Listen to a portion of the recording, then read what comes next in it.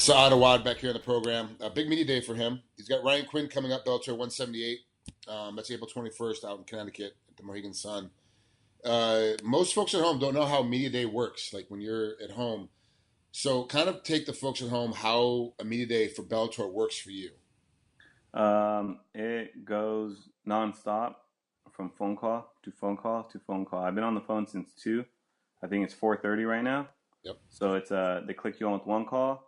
You're on an interview for 10 to 30 minutes. And as soon as that's done, they go, okay, hold on. Now here's your next interview from wherever. And then it goes nonstop. So it's cool though. It's good. That means you're important when you have interviews, or they make you feel important. Do you like that style though, where it's just like you're on the phone for basically 2.5 hours and they just run right through it and you're done, and that's pretty much the media that you have to do? I like it because I know I have that one time block and it's gone. Better than, you have an interview at 5 and then tomorrow you have one at 12 and then after that you have one at 2 and then 3 and you have to be somewhere and you have to be quiet, and I like getting it all done at once. Yeah, it makes a lot of sense to me to actually do it that way. It's smarter. But also, too, don't you tend to end up giving the same answers, though? Because it's really, you can have 8 different, outlets. They're asking you the same 6 questions. You're absolutely right. And when you're doing it back to back, that's all that's on your mind. You don't really get a time to refresh your memory. Like, if it's the next day, you'll think of something different. But it is the same. But at the end of the day, they're all going to ask the same questions, regardless, what it is. If you're coming off a win, they're going to ask you about your last fight. If you're coming off a loss, they're going to ask you about your last fight. And they're going to ask you about the family, and that's pretty much it.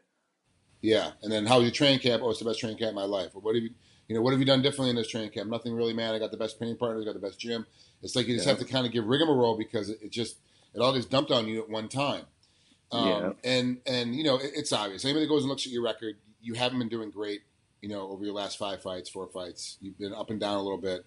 So why do you need to ask? If you lost to Brennan Ward, you lost to Derek Anderson, why don't you go back in and ask? Unless something significant happened, which I do that a lot when I interview you. I always ask you about your last fight because usually something significant happened, or I thought you should have won and didn't understand how come you didn't win. It's like one of those deals, and that's why I get into it. But I don't know the reasons for the other guys. It just seems like it's got to be taxing on you because it's 2.5 hours of just respitting the same stuff over and over again.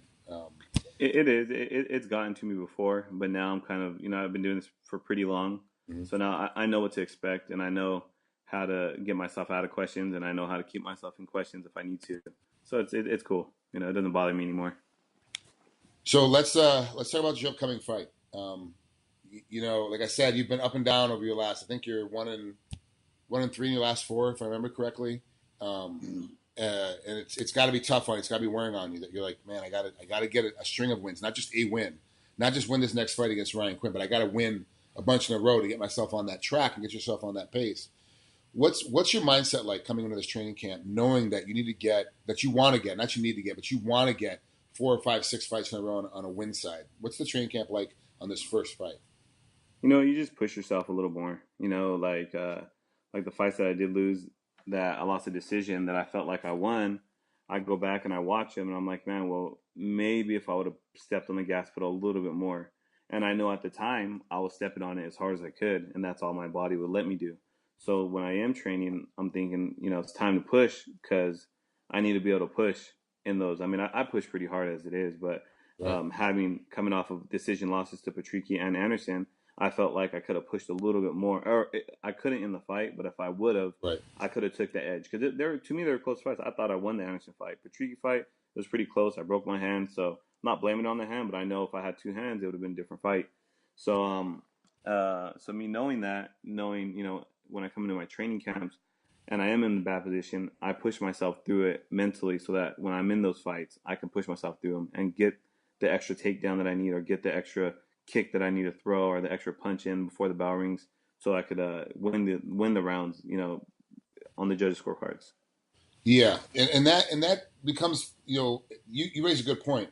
At the time in the fight, I couldn't go any harder, but now looking at it, I know I need to go harder. So now you have to put things in training camp that allow you to go harder, and a lot of it is pushing you throughout those tough positions and finding a way, and then finding, which a lot of people don't realize, there's breaks in the fight. You have to learn how to accept the break and realize, okay, we are on a 3-second, 5-second break, accepting that it's a break, lowering your heart rate down, lowering your allowing yourself to recover, which doesn't sound much to the normal dad or the normal mom that goes to the gym on the weekends to try to train MMA. But for the trained fighter, a 3 to 5 second break in the middle of a round, that's a long break in the middle You're of a round. absolutely right. And it's a matter of recognizing when to take a break Yeah. and when you need to overexert your energy. And people wouldn't know this. I mean, you know it because you fought. Yeah. You've been there. You know you need to learn it. And it's something you don't learn in your first fight. You don't learn in your second fight. You learn with years of fighting. And then once you learn that, then you know when to take those breaks. You know when to push. And so you're not always holding down the gas pedal and then, trying to give it all. And you can't give it anymore. You want to know what's interesting is that I really didn't learn it. I didn't know I knew it. Okay, no one really said, "Hey, this is the knowledge you need to have." I didn't learn it until I'm completely out of shape, and I'm training with like Yancy Madero or Max Holloway, and I'm like, I really need. We're 15 seconds into the round, and I got to find a break point. I got to find a spot where I can get a break. All of a sudden, I'm realizing I'm taking 3 to 5 second breaks throughout the whole 5 minutes. I'm like, crap. Well, I guess I was doing this when I was competing. I just was in better shape, and I took a lot less of them. Now I'm realizing it because I'm taking a lot more of them, and it's really a lot of ways for me to survive through practice. Being this much older and this much out of shape, but it also made me realize how much more I could have been in shape when I fought, because now I know where those breaks are. Do you feel like that your shape accelerated because you're starting to learn where to take those spots? That's the main thing. That's the main thing it is because I've always trained hard, but I never trained smart. So, when I first started training, it was always just push, push, push, push, push, push, push. And if I'm not pushing, I'm not training no matter how tired I was. And I didn't realize your body needs to recover. Sometimes you need 2 days in a row, 3 days in a row to take off. And I never knew that in the past 5 years, 4 years. I would say ever since I signed with Bellator, I've started focusing a lot on my training, when to train, when to push, when not to push, and when to recover during training. You don't always have to go out there and bite on your mouthpiece and just swing. And that's who I was when I first got into Bellator. I was bite down on my mouthpiece, throw punches, and I know if I land, they're going to get knocked out. And then when that didn't happen, it showed, and I think the first guy that showed with was Caveman. I bit down on my mouthpiece, and I was just trying to take his head off. Oh. I broke my hand, and I was still taking it to him. And sure enough, I was so tired that I got hit, and I just went down. And you know how that is. You're tired. Your jaw's not going to hold up. Your body's not going to hold up. Nothing holds up when you're tired.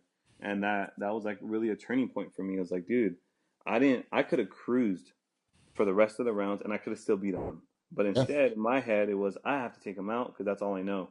And it's all learning. You learn from every fight. And then if you lose and you learn, it's not considered a loss to me. It's you won because you learned. Is a lot of that you back in the day you had to bite down your mouthpiece was the fan pressure where you had to be liked by the fans because that's how it creates more ticket sales, which equates to more payment when your contracts are up. Like, was part of that too? Like, okay, I got to finish this guy even though I know I can cruise and win because I've got to do it dynamically to make the promoter want to pay me more money. You know what? For me, I don't think it was about that. I think it was more about me being scared and me being afraid that if I don't take this dude out, he's gonna hit me, and I don't want to be woken up on the canvas. And I know those gloves are small, and all it takes is one punch. I mean, you saw my last fight. We've all been there, and it's like, and I didn't want to be that guy, and I was too not nervous. I guess I was too afraid to like let down everybody and go out there and get knocked out. So I was like, dude, I got to take this guy out, and I got to do it fast. And the faster I do it, the faster I get out of here, the faster I'm happy. So I think it was more about that. And now that I'm older and I'm learning, it doesn't have to be like that. You can go out there and pick people apart and see the openings and take them. Yeah, and that's a much smarter, and that's the elder statesman game, and that's how it's going to work. But now that's going to accelerate you through your next 4 or 5 training camps. Mm-hmm. How is this going to help you with Ryan Quinn? Because you know his style, you looked at his tapes, you know what you're gonna look at when you get inside the cage with him. How is this going to help you directly with him? I just think my experience is what's going to help. You know what I mean? I'm going to be able to go out there and pick and choose my shots, and not go out there and just bite on my mouthpiece. Because the second I bite on my mouthpiece and swing, he's going to shoot in, and he's going to try to take me down. It's going to turn into a wrestling match. I know it, you know it, he knows it, and so I really have to, use my jab. I have to use my reach and then shoot in when I need to shoot in. If I want to go for the takedown and just be ready for it. And if I'm overexerting myself, I'm going to walk into takedowns as I did with Will Brooks. It's one of those fights that I went in there and just started throwing and chasing him, and I was getting taken down at ease, you know, and I'm not that easy to take down. I'm really not. But he made it look easy because I was making the mistake by walking forward into the takedowns. Right, and that cost you the fight because you kept walking Yep. into those takedowns, and it makes you exhausted because you're always having to Mm-hmm. battle off your back, and that changes the whole Frustrated. round. Yeah. Yep. 15 minutes really isn't that long? Isn't really that long? It's not like in boxing where you've got a longer time. Even though the rounds are shorter, there's a lot more rounds. You have a lot more time. 15 minutes really isn't that much time to be patient and to Mm-hmm. find your spots and when to attack. Are you getting better at finding when? Okay, I'm going to be patient. Be patient. Oh, there it is. I got to go, and I got to accelerate for 10, 15 seconds to see what happens. I believe so, because me being the fighter that I was, or the fighter that I am, I'm really aggressive, and the way I was before was go straight and go. So now I know, like you said, 15 minutes is not a long time. I mean, you can make it a long time, and you can look at the clock, and every second feels like an hour. When you're in there and you don't want to be in there. But for me, since I'm really aggressive, I take advantage of the full time. I'm throwing punches most of the time, or I'm wrestling, or I'm doing something. So me being more aware, I think I can see more of the openings and just attack when I need to attack. And I think if I do that and stick to a game plan, it's going to be a short night for him. Where does this win? Say you beat him decisively, you get a great knockout, a great submission victory, and it ends quickly. Where does this put you in the hierarchy for Bellator? Honestly, I don't know because with Bellator, I was on a 3-fight winning streak one time, and everybody was talking about title fight, and then I fought Patricky, and that kind of went out the window. And then next thing I fought Cyborg and I won. Then I went back to 170. They said, "Hey, Derek Anderson and you are both up there for a title fight. You win this, you could have a title fight." And I'm like, "Oh shit, I kind of lost my last fight at 155, but if I win one, I'm in a title fight again." But I don't know if maybe I kind of cemented myself to be a top 5 guy, so any guy could get that title fight because I didn't expect Brett Primus to get a title fight, but he Yeah, is undefeated. He yeah, did beat a guy that beat me. You know what I mean? And I think it's the division. I feel like it's still pretty open. So I think any of us that's in the top 5 could have a really good performance and then get a title fight right after. yeah. So So okay, I agree with you. I actually see it mm-hmm. kind of going that way. And Bellator is like it's right now the promotions are they're erratic in how they pick their next bout, and so Mm-hmm. it's tough sometimes to say to actually know what's happening, what's going on. So Exactly. Yeah. Yep.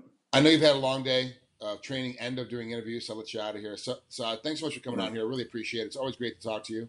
No, Have a always great good rest of talking your to you, training Frank. camp, man. All right. Thank you, and you have a great day. Thank you for having me, dude. You got it, brother. We'll talk soon. All right. See ya. See ya.